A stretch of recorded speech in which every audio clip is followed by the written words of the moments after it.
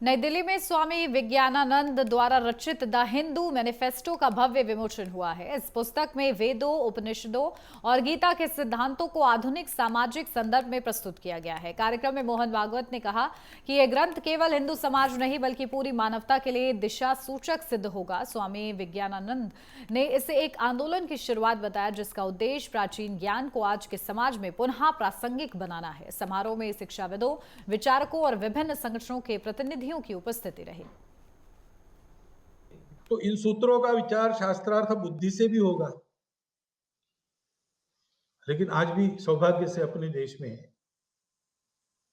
जिनका वहां संबंध है, कम ज्यादा होगा लेकिन है, नित्य निरंतरों सत्य के संपर्क में रहते हैं, ऐसे लोग उपलब्ध है। उनके पास भी ये पुस्तक जाएगी, उनकी पूर्ण दृष्टि से छन कर निकलेगी। ये सारी प्रक्रिया होगी, तब हमको अपनी परंपरा के बारे में एक उत्तम निर्णय मिलेगा।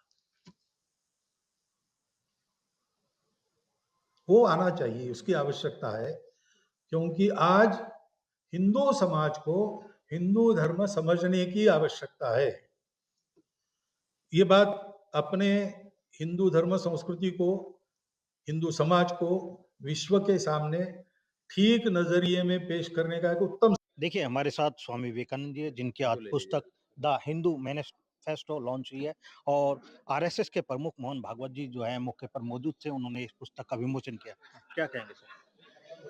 मैंने यही बताया ना कि हमने पुस्तक लिखी द हिंदू मैनिफेस्टो, जिसके अंदर हमने भविष्य के एक सशक्त मजबूत हिंदू समाज के निर्माण की बात है, शास्त्रों के आधार पर है।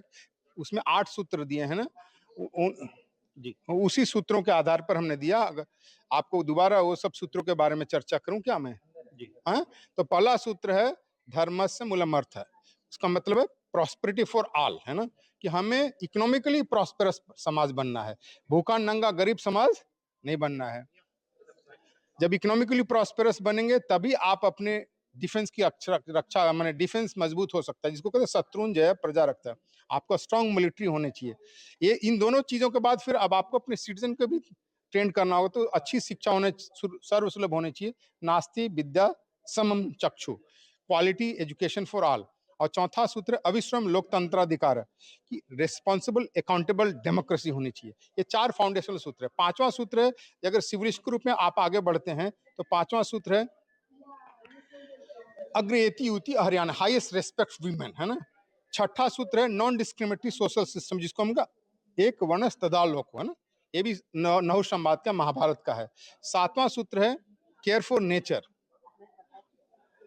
केयर फॉर नेचर, पर्यावरण की रक्षा। और 8वां सूत्र है माता भूमि, respect for land, patriotic citizen बनाना। ये हमारा उद्देश्य है। अच्छा स्वामी जी, आखिरी सवाल, पुलगांव में जिस तरह अटैक हुआ और देश में हिंदुओं में रोष है, हाँ। इस पे क्या? मेरा कहना है कि इसका अच्छी, देखो छोटे मोटे चीजों से नहीं होगा, अच्छी व्यवस्था होना चाहिए। वही अगेन बुक का रेफरेंस, डिफीटिंग एनिमी होना चाहिए, और उसको डिफीट के साथ साथ डिस्ट्रॉय भी होना चाहिए, कि अगले 50 साल तक नहीं हो। जो मैं बार बार कहता हूँ, उसको 5 हिस्सों में बांट दो। ऐसे समय में पुस्तक रिलीज हुई है, काफी प्रचलित हो।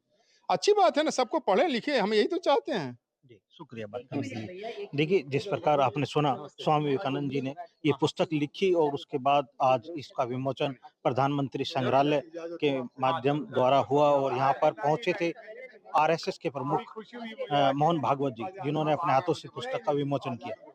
नेटवर्क 10 के लिए मनोज प्रजापति।